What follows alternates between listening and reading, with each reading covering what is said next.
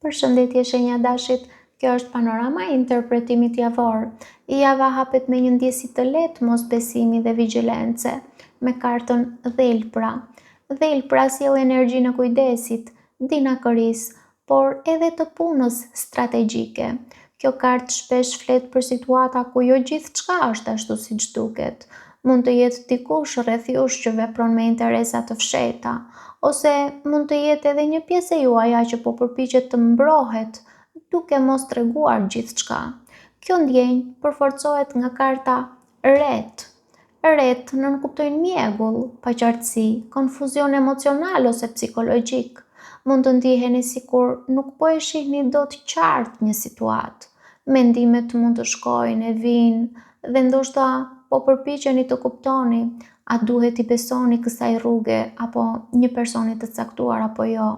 Por mes kësaj mjegulle shfaqet karta Ania dhe Ania nënkupton lëvizje, udhëtim, ndryshim. Kjo është një shtys për të mos qëndruar në vend. Edhe nëse nuk i keni të gjitha përgjigjet, diçka brenda jush ju shtyn të ecni përpara, të eksploroni, të largoheni nga ajo që ju rëndon. Mund të jetë udhëtim fizik ose një ndryshim i brendshëm emocional. Megjithatë, energjia sfidohet nga karta Mint. Mint nënkuptojnë konsumim, lodhje, ankth i vogël që ju konsumon nga brenda. Kjo tregon se diçka po ju harxhon energjinë gradualisht. Mund të jetë stres i vogël, shqetësime të përditshme, ose një situatë që ju duket e vogël në dukje por që ju gryen. Dhe këtu vlen paralajmërimi të mos e nënvlerësoni atë që ju lodh në heshtje.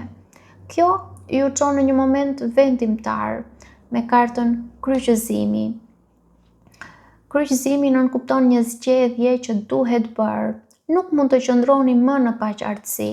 Mund të jetë një vendim mes dy rrugëve, dy personave, dy punëve ose dy mënyrave të jetuarit.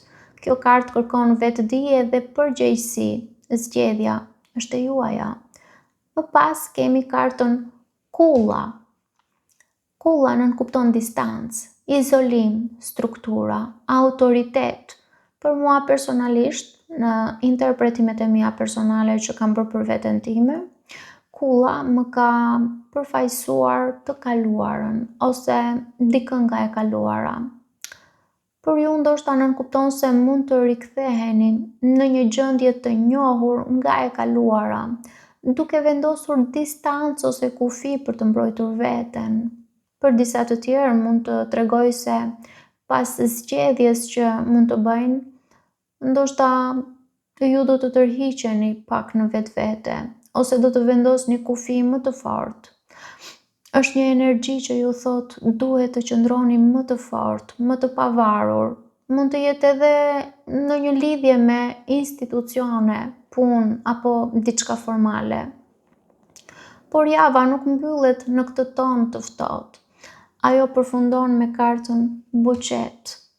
Dhe buqeta nënkupton dhuratë, gëzim, vlerësim, bukuri. Pas gjithë këtij procesi vjen një shpërblim. Mund të jetë një surprizë e bukur, një fjalë e mirë, një ftesë, ose thjesht një ndjesi e brendshme që më në fund po merr një frymë më lirshëm. Në Prism Oracle kemi magjia.